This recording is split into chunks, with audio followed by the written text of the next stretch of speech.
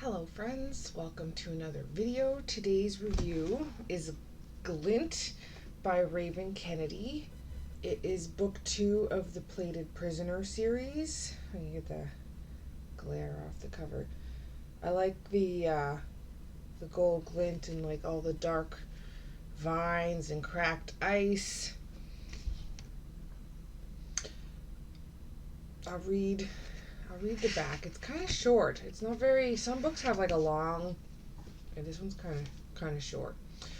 Caged. For 10 years, I've lived in a cage inside King Midas's golden castle, but one night changed everything.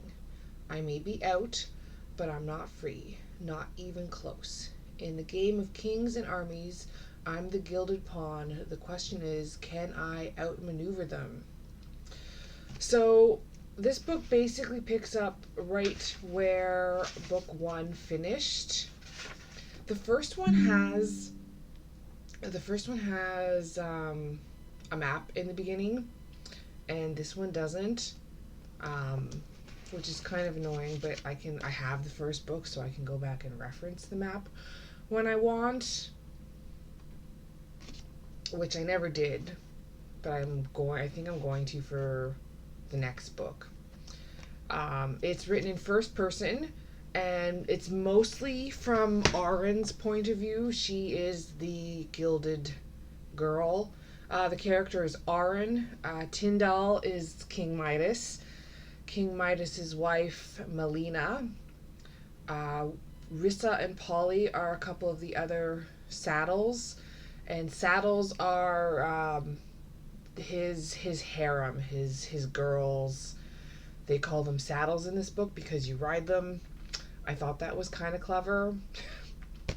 Then there's King Rot, who is one of the kings from one of the other kingdoms.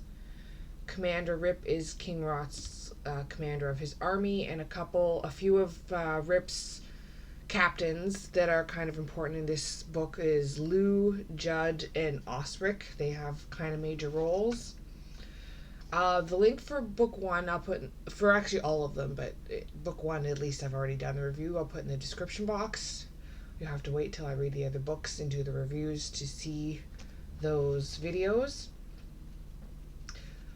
Most of the book is in Auron's point of view, and it says her name at the top of the chapters. There's a couple from Queen Melina's point of view, and at least one from King Midas's point of view, but most of it is from Auron's point of view, all first person. There are no dragons in this book. Sorry to disappoint, but it is still very interesting.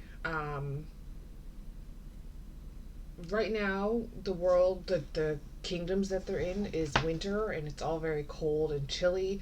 And I don't know about you, but when I'm reading a good book that does good descriptions, like, I actually feel like I'm there. And I was cold. Like, I had to cover up in a blanket, and it's August. So I was definitely chilly.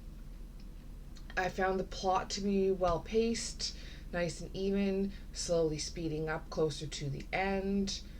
I didn't notice any plot holes. Again, and I say it in almost every single video, I should be, since I'm doing reviews, I should be, but I don't go digging for plot holes, and I don't go trying to be predicting the books. There were definitely a few surprises for me because I don't try and predict them. Then there were others that I was kind of expecting. Like, I wasn't shocked by the little twists that they threw in. Mostly at the end, they always do that. They leave it on a slight cliffhanger, not like a ridiculous bad cliffhanger, but enough that you want to read the next book to find out what happens, because you know there's more to the story. Still a lot of world building, a lot of character building. Auron has a lot of growth in this book, a lot of change, a lot of personal discoveries, I guess. Not too many emotions for me for this book. mostly just wanting to read it. Like, I read it pretty fast. I really enjoyed it. I'm trying to think what else I wanted to say. I've been told, like, the book is listed as a romance. It is a very, very slow burn romance. I'm pretty sure who the two main characters who hook up are. It's, in my opinion, it's pretty obvious. I would call it enemies to lovers. Um, but the first two books, there is no hooking up between these two characters. So yeah, definitely slow burn. More of an adventure with a little political um, going on in there with King Midas and his story. It's definitely a different twist on the King Midas legend, which is always nice to read. Something different, but still using his name as King Midas, right? Trying to think of what I can compare it to.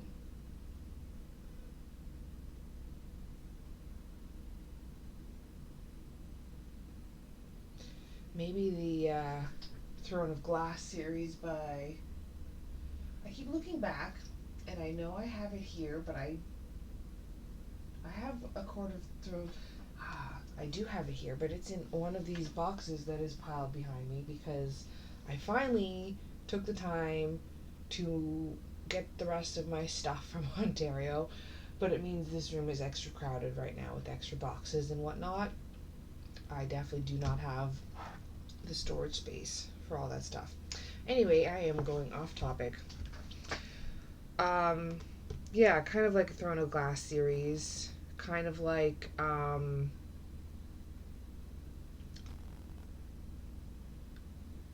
my goodness, it was the last review I just did. A Broken Blade. Similar to that. Whereas the,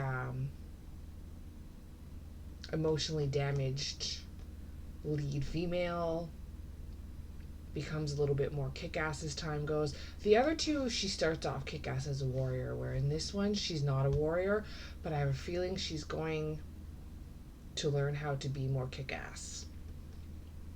Because she needs that. And then, of course, the broody, kind of dark, fey male lead as well.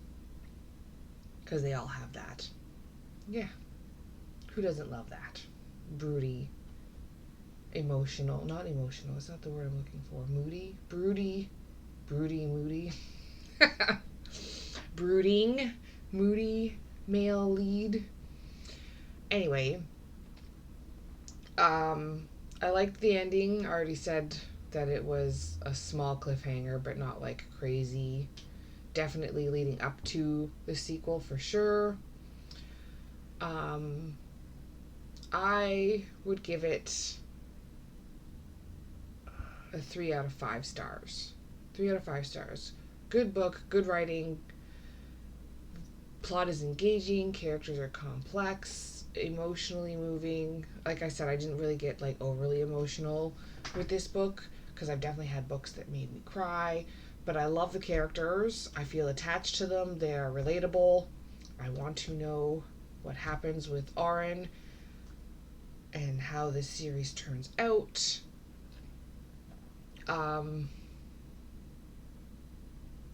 Love parts. There were some small things that I didn't care for, but I mean, you're going to find that in a lot of books. Definitely a page turner for me. Probably won't reread, but it's the kind of book that I kind of would want to. Like, I really enjoyed the story. It'd be interesting to reread at some point.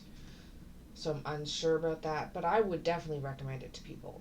I loved the first one, loving the second one, want to keep reading the series to find out what happens. That alone means it's catchy and entertaining. Glint by Raven Kennedy, Plated Prisoner Book 2. There's nothing on the cover that tells you it's Book 2, which is kind of annoying. I have to keep looking up online the reading order for them. Anyway, I hope you guys all have an absolutely wonderful day, and I will see you in the next video.